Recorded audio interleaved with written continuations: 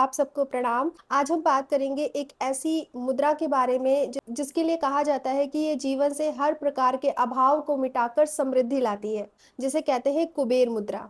अब सवाल ये उठता है कि क्या वाक़ई कोई मुद्रा जीवन में समृद्धि के द्वार खोल सकती है?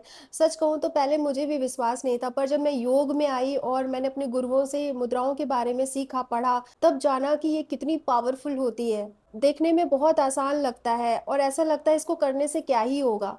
लेकिन नहीं, ये मैजिक करता है, बहुत पावरफुल होता है, बस हमें उस पर विश्वास करके उसको कंटिन्यू करने की ज़रूरत होती है। आपके पास अगर अच्छी नौकरी है, गाड़ी है, घर है, फिर भी अगर मन अंदर से अशांत है, इसी बेचैनी और अभाव की मानसिकता को दूर करने के लिए हमारे ऋषि मुनियों ने कुबेर मुद्रा का विज्ञान तैयार किया था। योग शास्त्र के अनुसार हमारी तर्जनी उंगली वायु का प्रतीक है, जो विचारों को जन्म देती है, और मध्यमा आकाश तत्व का प्रतीक है, जो विचारों को गहराई और विशालता देती है। अंगूठा अग्नि तत्व है, जो इन्हें पावर देता है। जब ये तीनों आपस में मिलती हैं तो जीवन में लक्ष्य स्पष्ट होने लगते हैं। वहीं अगर हम साइंस की बात करें तो हमारी उंगलियों के पोरों पर ऐसी नर्व्स होती हैं, इन पर जब भी दबाव पड़ता है तो ये हमारे ब्रेन के सेंसरी कॉर्टेक्स को ट्रिगर करती हैं। सरल शब्दों में कहें तो ये मुद्रा आपके दिमाग के सोचने के पैटर्न को बदलती हैं, जिससे आप समस्याओं की जगह संभावनाओं और अवसरों पर ध्यान देना शुरू करते हैं। अब आइए जानते हैं कि मुद्रा बनाने का सही तरीका क्या है।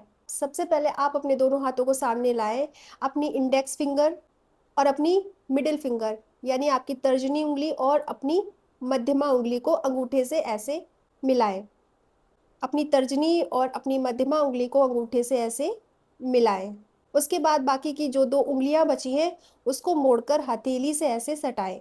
ये बन गई आपकी कुबेर मुद्रा। अब इसे करने का सबसे अच्छा समय क्या है? आप इसको सूर्योदय से पहले कर सकते हैं। आप जब पूजा करते हैं अपने घर में उस वक्त कर सकते हैं। आप सूर्यास्त के बाद, सूर्यास्त के समय यानी कि संध्या काल में कर सकते हैं।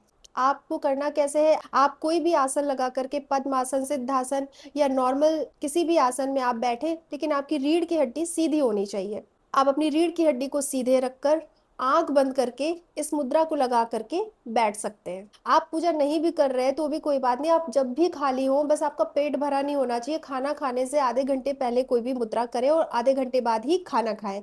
तो आप पूरे दिन में 24 घंटे में कभी भी कर सकते हैं, बट जो बेस्ट टाइम होता है किसी भी साधना को करने का वो तो आपको पता ही है, मॉर्निंग में होता है या तो संध्या काल में होता है।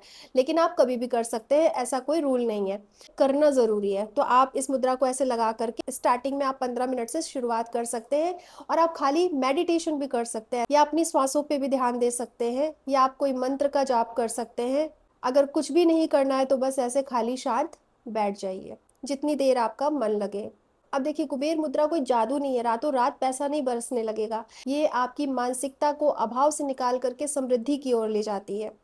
आप जिस भी चीज़ पर फोकस करते हैं वही आपके जीवन में आकर्षित होने लगता है। जब आप ये मुद्राएं करेंगे तो आपके विचार बदलेंगे, पॉजिटिविटी आएगी, सकारात्मकता आएगी, आप अच्छा अच्छा सोचेंगे, आपके दिमाग में आइडियाज आएंगे, उन आइडियाज से पैसे आएंगे। तो अगर आप अपनी सोच को, डिसीजन मेकिंग को, फोकस को बदलना चाहते हैं तो 21 दिन लगातार इस मुद्रा का अभ्यास करें। अब देखिए, हमारी हमारी और आप सबकी प्रॉब्लम ये होती है ना कि हम हर जगह भटकते फिरते हैं। हम एक चीज को पकड़ करके उसको कंटिन्यू 21 दिन या 40 दिन करते नहीं है, इसीलिए हमें कुछ भी नहीं मिलता है, और फिर लोग आकर के कमेंट करेंगे कि इन सब चीजों से कुछ नहीं होता।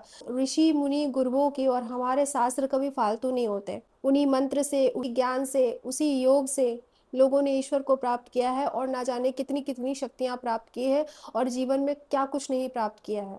हमसे होता नहीं है तो हम कह देते हैं कि सब फालतू है। इस दुनिया में फालतू तो कुछ भी नहीं है। कचरा भी होता है ना तो उसको भी रिसाइकिल करके कुछ ना कुछ अच्छा बना देते हैं लोग। ये मुद्राएं, ये मंत्र, ये शास्त्र, ये सब तो शिव का ज्ञान है, फालतू कैसे हो सकता है? हमारी प्रॉब्लम ये होती है कि हम कोई एक चीज को पकड़ करके 21 दिन और 40 दिन लगातार करते नहीं हैं। हम भटकते रहते हैं। हम सोचते हैं हम ये भी कर लें, हम पाठ भी कर लें, हम मुद्रा भी कर लें, हम नाम जाप भी कर लें, हम सब कुछ करना चाहते हैं। पर मेरे गुरु जी कहते हैं कि अगर आप कोई एक चीज पकड़ करके उसी को अपने जीवन का आधार बना करके उसी को जपते रहो, उसी को करते रहो, ये एक चीज, एक पाठ या एक मुद्रा या एक सहस्त्र नाम आपके लिए सब कुछ कर देगा। आपको भटकने की जरूरत नहीं है। तो अगर आप भी इस 21 दिन के चैलेंज को स्वीकार करते हो और आपको मुद्राओं में यकीन है, और अगर आपको यकीन ना भी हो तो मैं तो कहती हूँ आप एक बार ट्राई करके देखिए, एटलीस्ट 21 दिन तो ट्राई करके देखिए। तो अगर आप ट्राई करना चाहते हैं तो नीचे कमेंट में लिखिए yes I will do it. Video अच्छी लगी हो तो शेयर करें, चैनल को सब्सक्राइब करें। श्री मात्रे नमः।